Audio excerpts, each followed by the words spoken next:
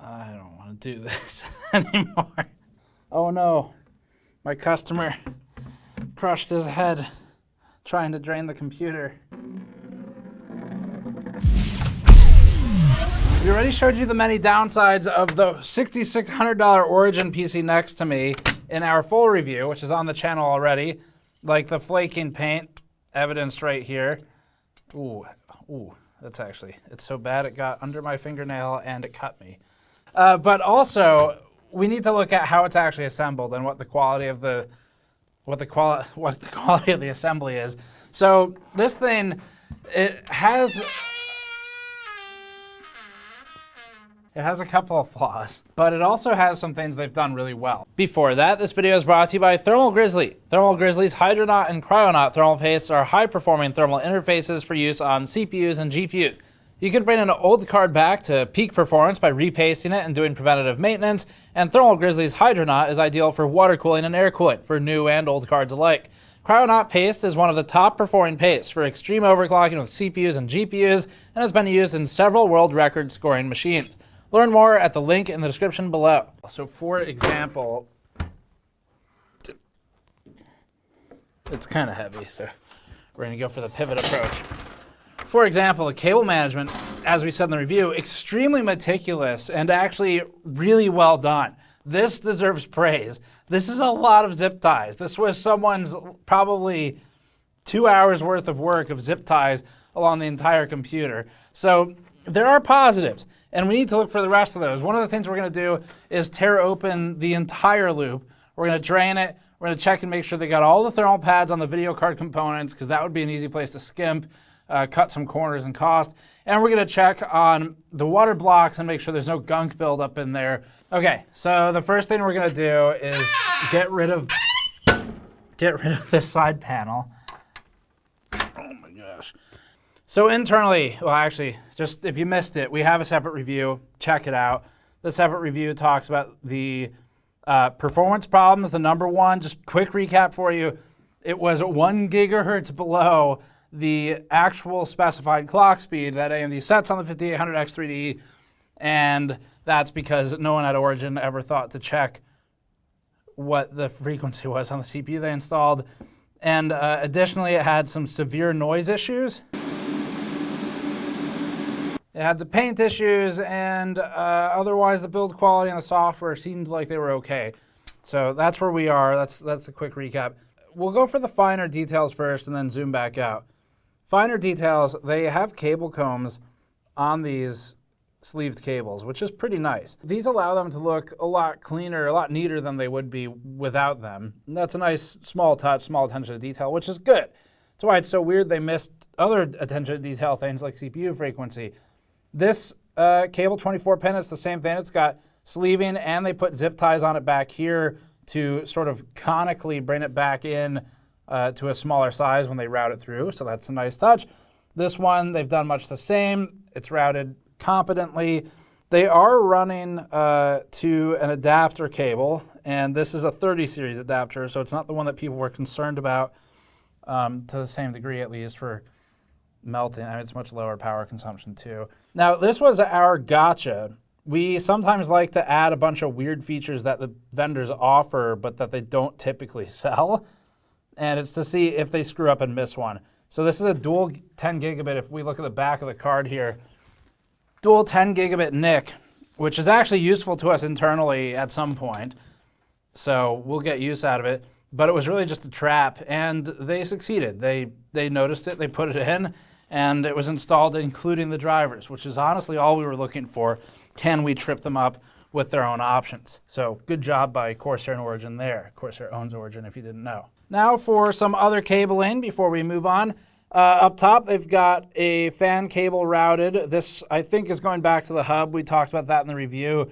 We had criticized that they decided to plug this into sysfan instead of CPU fan. Functionally, there's not necessarily a difference unless your motherboard BIOS ends up reset at some point, and it's a motherboard that complains about CPU fan being absent, which is present on more boards than you might expect. The bottom of the motherboard, so all of these cables down here, are also routed very neatly. Whoever did the cable management on this system did an excellent job, and it's extremely meticulously routed, very clean. They chose basically the most efficient path to get a cable out of sight that was available, and that is awesome work. Now, the question we have to really ask ourselves in this teardown is pretty simple. So let's just pretend none of the issues we talked about, like with the frequency, were present in the original review. That leaves us with the build quality, because we're assuming that the system otherwise was perfect. This system at $6,000 plus is around a $2,000 markup from buying the parts and doing a DIY approach. Doing DIY isn't the only option. There's a reason pre-builts exist. We are completely in favor of pre-builts if that's what you want to buy, or if you have someone asking you, what's your recommendation, what should I buy, so you don't have to be their technical support for the life of the system that they get, because we all know if you build it, the minute something goes wrong, it is your fault. So that's why I like pre-builts for people I know, because if they ask me, what do you recommend, I can ardently say, nothing, they all suck. But at least I can probably point them towards a couple of the ones we've liked. Like ABS was overall good that one time we looked at it. Skytech has been hit and miss. They had one hit, they had one big miss. But the goal is to find things that make sense. And pre-builts can make sense. The problem is, like for like pricing, day to day when this was built and priced out, it's $2,000 of markup. And that's ignoring whatever wholesaler or cost or whatever benefits Origin might get being owned by Corsair and buying bulk. So strictly as a consumer, it's $2,000 of difference. And what you have to ask yourself is it worth $2,000 for me to have the time back that it would take to build this? And I think for almost everyone, that answer is probably no, it is not worth it, with a few exceptions. And the main reason is this loop. I think this is in and of itself very intimidating for a lot of people who've never built a loop before, where now you're looking at it, you need all these compatibilities between the tube size, the fittings, the actual blocks, res, pump, all this stuff. If you've never done any of this, that could look like, okay, that's maybe a week of research if you're not familiar with any of it at all. Whereas if you are at least somewhat familiar, you're talking about a day of work to build the system and make it look like Origin did, and it saves you $2,000. That seems pretty damn good to do the savings, that is. So for the fans, this is bizarre. The fans are really loud, as you saw in our review. The main problem I have with it, it's obviously completely unnecessary, but not in like an overkill, it's overperforming way, more of in an it's way beyond like diminishing returns, and it might actually be diminishing. It might be like regressing at this point, because they're pulling air in through 4 fans up front.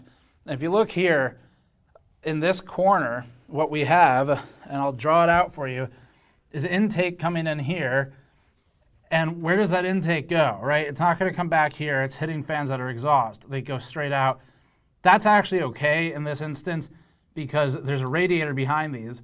So they're pulling in the coolest possible air and immediately shoving it through radiators, which we're okay with. There's going to be a little bit that escapes sort of out the side, hits the rest of the system, so that's fine too. But this air basically in and out immediately, and some of it goes up here. These fans are also intake. There's another 1, 2, 3 of them, and there's a 4th fan back here that's exhaust. This fan is probably most beneficial to the VRM, so you've got a nice VRM cooling circuit here, and otherwise these two, more or less meaningless. This amount of fans it is not, quantity doesn't really equal quality in this instance, so way overkill here.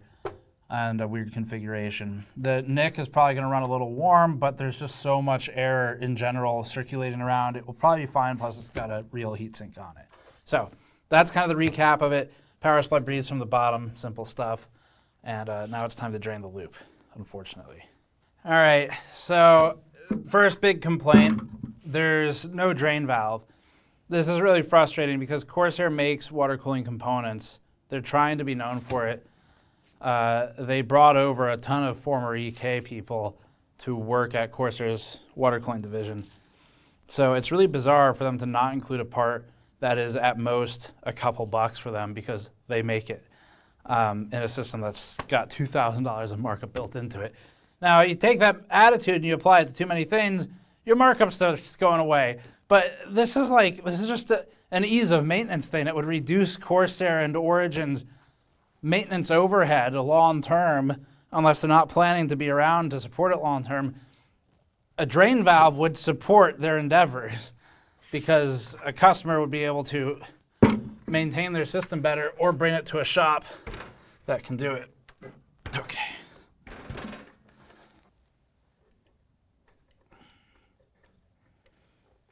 Oh yeah, that's gonna work. Okay. Step 1 to Corsair maintenance, grow another arm. Uh-oh.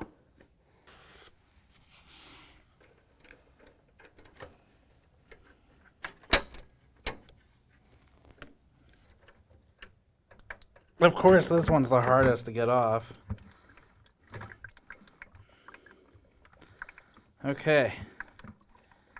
That was less disastrous than I thought, but in the seconds leading up to pulling it, I was thinking, actually nothing matters because it's all content anyway.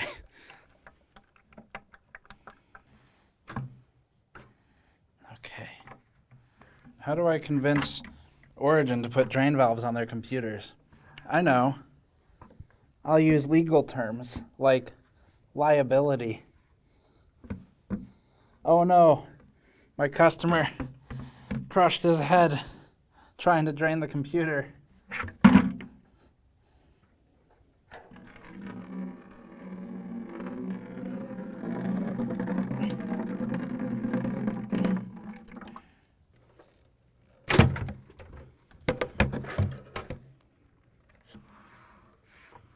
So here's where we are. This has been a huge pain in the ass. And it's because I want to preserve all the cables as much as I can on the back to follow the routing and show you all the thing that they did well. And because of that, the most obvious solution to me would have been to just honestly pull this out, install my own drain, and run it. But then I'd have to disconnect half the cables. So that makes it hard to review. Let's actually do something now. We're going to take the CPU block off. They had the right amount of torque on all these screws. It was all tensioned down equally, so that's great news. It's a Corsair block, which makes sense. And we're going to remove this, check out the paste application, make sure they removed the remove this before installing sticker, and then we'll check the presence of gunk in the micro fins. I love that the last hour plus is going to be reduced to 5 minutes in editing. Where is this going? Holy shit. You guys are insane. What? Is it daisy chained? Okay.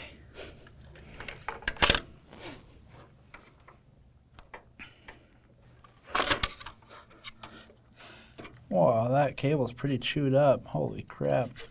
So this cable was like completely wedged in there, which is intentional, I guess, to hide it. But it is very chewed up. Which one is that cable? Yeah. This one? Okay. So this is the RGB cable. It's really good cable management. I'm super impressed. So there's where it's going, I think. I don't know, that looks like a fan, but we'll find out. No, that's RGB. Yeah, that's the RGB cable. Oh my god. Okay, well, unfortunately it's tied in all these zip ties. I guess the easiest thing to do is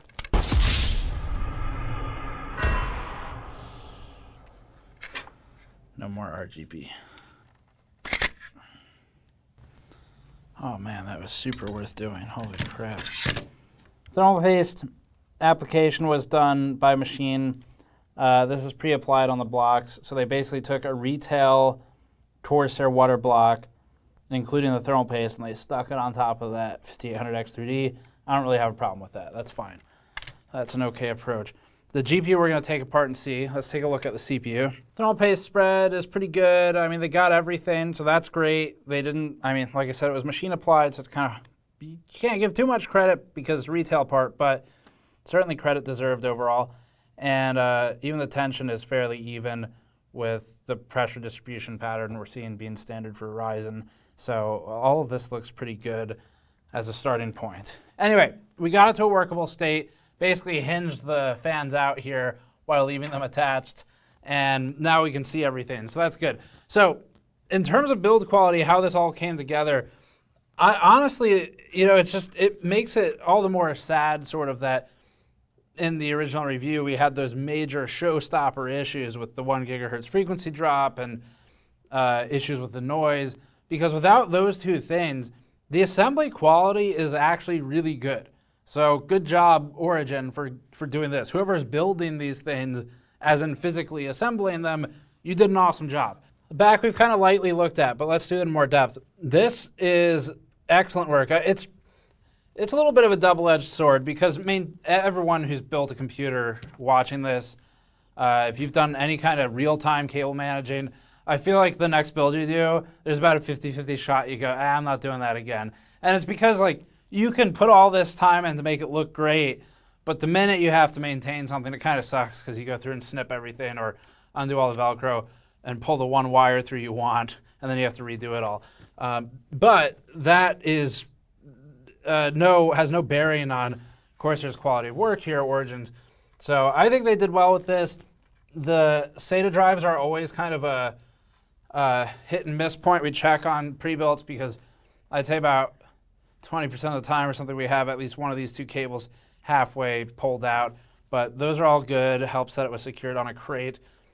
This is on every cable tie point possible.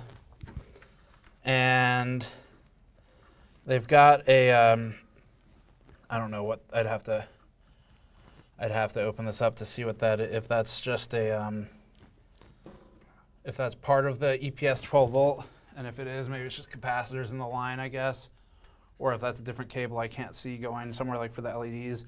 But either way, really good management here. Use of Velcro straps here along with zip ties. Now, as Patrick said in the core review, even with all of this, they still couldn't really get the door to completely close. We already talked about that in the other review. Stuff these back under just to make the point. But it still doesn't really close cleanly. You can see right there. And even if you push it, it's got some resistance. So even Corsair couldn't get that perfect. And the end result is, as we said earlier, the inside of this panel gets some abrasion over time, but not the biggest deal. Now, for the rest of this, they have all these wires really neatly managed over here. This for the fans and some of the LED wires are in this grouping as well. Really meticulously managed. This is probably the best cable management I have ever seen. And we've pulled apart a lot of systems, so great job to the team for that. Really unfortunate, again, about the stuff that went poorly. Here's the NZXT USB hub.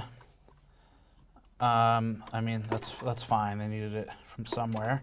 They did not connect to anything that they're not using, meaning there's no stowing of dead-end cables down here. It's kind of hard to pull them out for the camera, but you can see everything's got a place.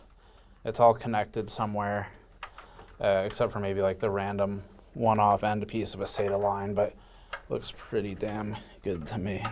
And you can see here too, there's the rest of them. It's actually another set of some of these cables. So those, they could have plugged in more, I think, based on what I'm seeing, but since they're not getting used, they didn't bother, and that answers our question. That bump in the line I saw earlier, that's capacitors. So that's all that is. Okay, we're gonna do quick disassembly. You can see these are stuck together. I, just full sort of disclosure here, I've not worked with any Corsair custom blocks in quite a while, so I'm not sure if those are connected just via a socket that we can disconnect or if they're actually soldered together. We'll find out. But either way, for now, they're stuck together. And we're just going to pull apart this card, 30 series. I'm going to use one of our teardown toolkits and one of our mod mats to track the screws, although they look like they might all be the same. That would be nice. And you can grab these on store.gamersnexus.net if you want to support us and get some tools to work with for your computer at the same time. Okay, back plate. They do have two, this is a little bit unfortunate, I guess, looking at this. So they have two thermal pads back here. But if you look at it, you can actually see this was originally an FE card, an NVIDIA card. And NVIDIA's FE card, they put a lot of thermal pads on that, it's emerging. They put a lot of thermal pads on that Corsair is not replacing. So there is actual purpose to these thermal pads on the NVIDIA FE design. Some of these areas run really hot because even though these are just capacitors and you've just got some filtering around here, on the opposite side of these is the VRM, including the inductors and the MOSFETs, which are about the hottest components on the board, maybe next to the GPU, and all that heat's going to come through these at some level because they're on opposite sides of the same sheet of copper and fiberglass. So anyway, I would have liked to see them replace a pad there. This kind of comes down to a thing of like, well, it's the kit. it's the kit they used, but in this instance, the kit they used is something they make. Okay, it was just the fitting. So yeah, I think what this comes down to is they're installing it as the kit is provided, however they provide the kit. GPUs are incredibly sensitive. If you ever do some kind of thermal paste application on a GPU, like for a water block, just the key thing is you have to make sure every area of the die is covered. So it's not like a CPU where you have an IHS where, okay, if you miss a millimeter, it's not the end of the world. It's going to spread the heat anyway because ultimately the TIM for a CPU is between, the CPU itself, the silicon, and the IHS, not what you apply. But in this instance, you really can't miss any spots. They'll burn up.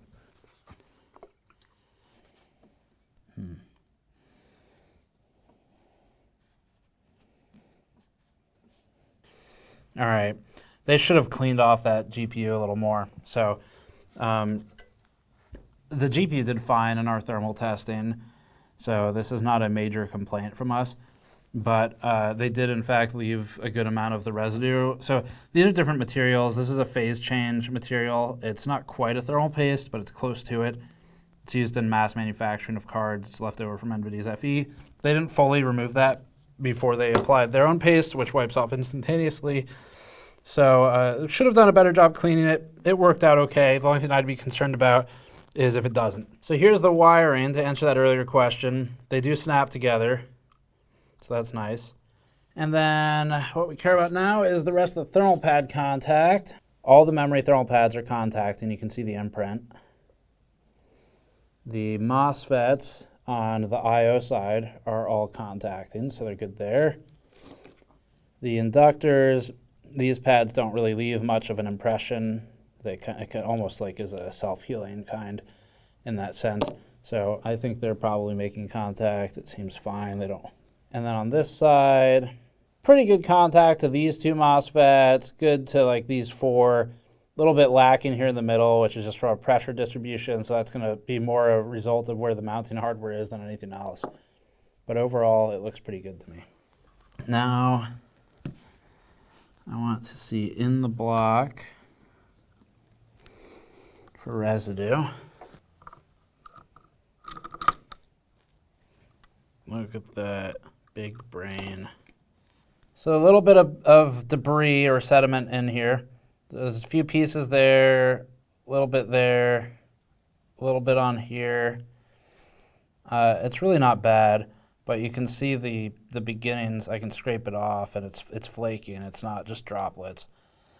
So you can see the beginnings of some sediment forming, which is common with dyed coolant.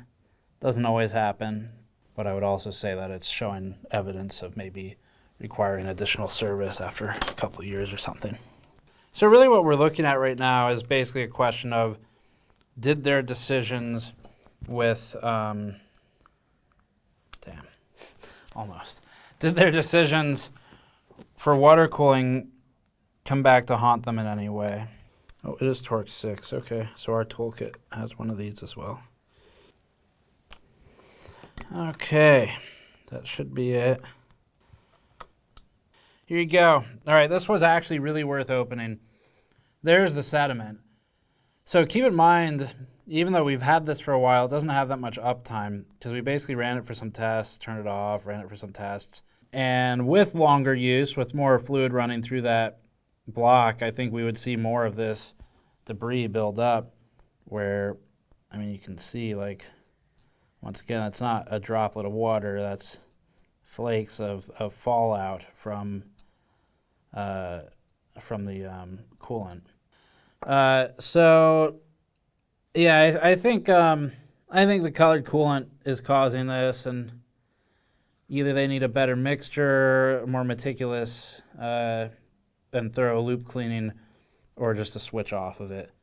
But it's definitely not the worst we've seen. I do think it would require maintenance, though, in a couple of years if you bought one of these. Okay, so that's it. That's it for the teardown.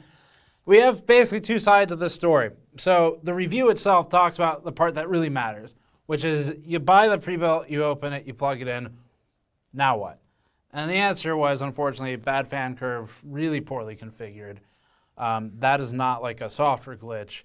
It's just total oversight, or I'm going to go with oversight as the most charitable, incompetent as maybe the worst aspect of it, depending on, like, was this fan curve something that was pre-designated as a good or desirable fan curve? That's incompetence. Was it just we kind of click the button that says quiet and then it's quiet? Okay, a little more forgiving there, but either way, $6,000, totally unacceptable, so it doesn't really matter. The 1 gigahertz drop was a bad oversight. It's really strange, as I said earlier, because there is so much good attention to detail here in the actual build that it's a complete mismatch of principles to have this really terrible lack of attention to detail, absence of understanding, and dearth of knowledge relating to the actual performance of the component they're selling, the CPU, but then all of this meticulous detailing on the interior. I'm assuming it's different people working on it and different skill sets or different SOPs or teams or whatever. So maybe that's why. But at the end of the day, Corsair talked to us about it. We included their statement in our original review, which is up separately, and hopefully they're going to fix it. But for this one, the only things I see that I would keep an eye on would be the residue buildup in the blocks. And then beyond that, the last kind of major, not really, but major enough criticism would be a drain valve.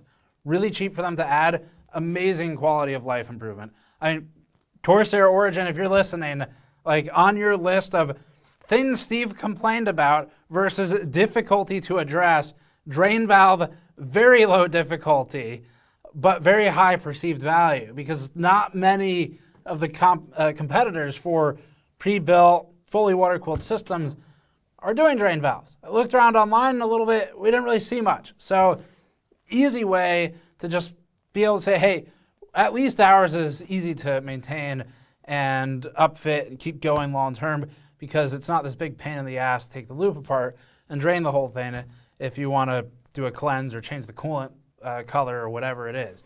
So that's kind of the lowest hanging fruit. And then most difficult stuff is the stuff we complained about in the first video, which is all entirely related to probably training and processes to identify defects in builds via software or whatever. Stuff that we've built internally.